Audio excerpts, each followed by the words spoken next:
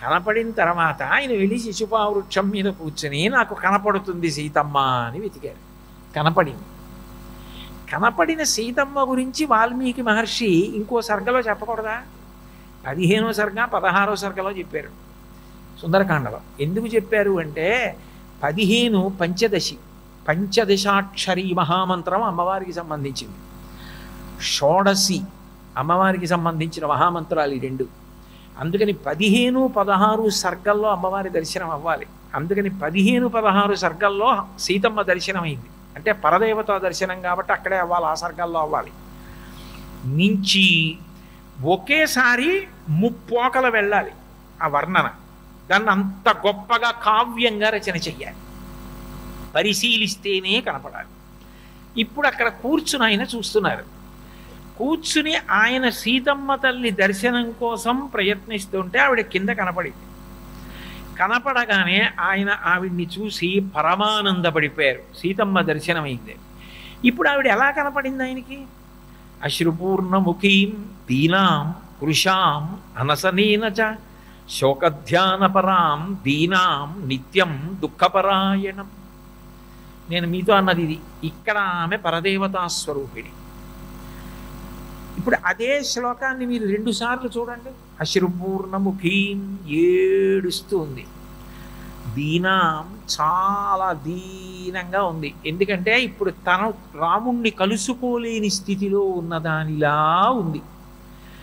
దీనాం కృషాం శుష్కించిపోయింది, అనసనేనచ ఏమీ తింటలేదు, శోకధ్యానపరాం విశేషమైన శోకంలో ఏదో ధ్యానిస్తోంది. ఏమిటా ధ్యానం? రాముడి గురించి. ఎప్పుడు వస్తాడు ఎప్పుడు వస్తాడు, మనసులో ఆయనతో కలిసి ఉంది, బాహ్యంలో రాముడు రావాలి, అది ఆవిడకి కావాలి. శోకధ్యానపరాం నిత్యం దుఃఖపరాయణం. ఇలా ఇవ్వాలి కాదు, రోజూ ఏడుస్తోంది రావణాసురుడి దగ్గరికి వచ్చినప్పటి నుంచి. ఇది కావ్యంగా మీరు చదివితే సీతమ్మ స్థితి. హనుమకు అలాగే ఎందుకు కనపడాలి ఆవిడ అంటే, మనకి పూజలో మీరు ధూపం వేశారా, దీపం పెట్టారా, తాంబూలం ఇచ్చారా, నైవేద్యం పెట్టారా, ఇది చెప్పరు. పూజ చేస్తే ఏం చెప్తారంటే ధ్యానావాహనాది షోడశోపచార పూజాంకరిష్యే అంటారు. ధ్యాన ఆవాహనములతో కూడుకున్న ఇతర ఉపచారములతో పూజ అంటారు. ధ్యానం జీవం పూజకి. మీరు పూజ చేసేటప్పుడు మీరు ఏ రూపంలో చూడాలని అనుకుంటున్నారు భగవంతుడిని? ఎందుకంటే అసలు నిజానికి ఆయనకి రూపం లేదు. ఏ రూపం లేనటువంటి భగవంతుణ్ణి మీరు ఏ రూపంలో చూడాలని అనుకుంటున్నారో ఇక్కడ అలాగే ఆయన కనపడాలి లోపల. ఇప్పుడు నేను ఏదో శివలింగాన్ని పూజ చేస్తున్నాను అనుకోండి, ఆపాతాళ నభస్థలంత భువన బ్రహ్మాండమా విస్ఫుర జ్యోతి స్ఫాటికలింగ మౌళి విలసత్పూర్ణేందువంతామృతై హస్తోకప్లుతమేకమీశమనిశం రుద్రానువాకాం జపం ధ్యాయే దీప్సిత సిద్ధయే త్రిభపదం విప్రోభిషించేచ్చివం బ్రహ్మాండ వ్యాప్త దేహాభసిత హిమరుచాభాసమానా భుజంగై కంఠే కాళాః కపర్దాః కలిత శశికలాశ్చండ కోదండహస్తాః త్రిక్షా రుద్రాక్షమాలా సులలిత వపుషశాంభవా మూర్తిభేదాః రుద్రాశ్రీ రుద్రసూక్త ప్రకటిత విభవాన ప్రయచ్చస్తు సౌఖ్యం.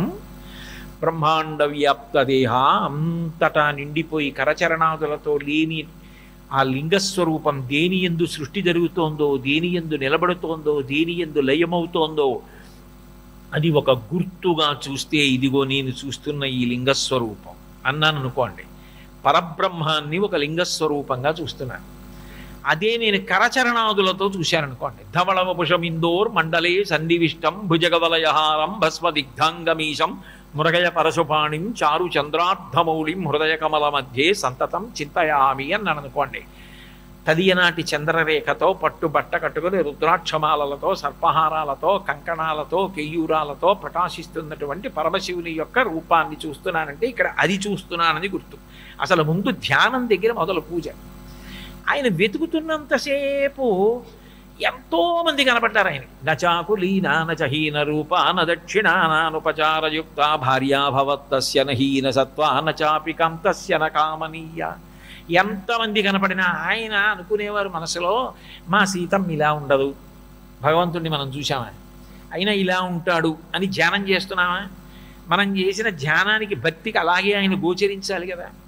అట్లా ఆయన కూడా ఏమనుకునేవారంటే అవ్యక్త రేఖామివ చంద్రరేఖాం పాంసు ప్రసిద్ధామివ హేమరేఖాం క్షత ప్రరూఢామివ బాణరేఖాం వాయుప్రభిన్నామివ మేఘరేఖాం. సీతమ్మ ఎలా ఉంటుంది అంటే ఆయన ఒక అద్భుతమైన ఊహ చేశారు. శుక్లపక్ష తది నాడు కనపడకుండా ఉన్నటువంటి చంద్రరేఖ ఎలా ఉంటుందో సీతమ్మ అలా ఉంటుంది. ఎందుకంటే అంత ఏడుస్తూ, అంత దీనంగా, అంత కృషించిపోయి ఈవిడ సీతమ్మ అనేటట్టుగా ఉంటుంది.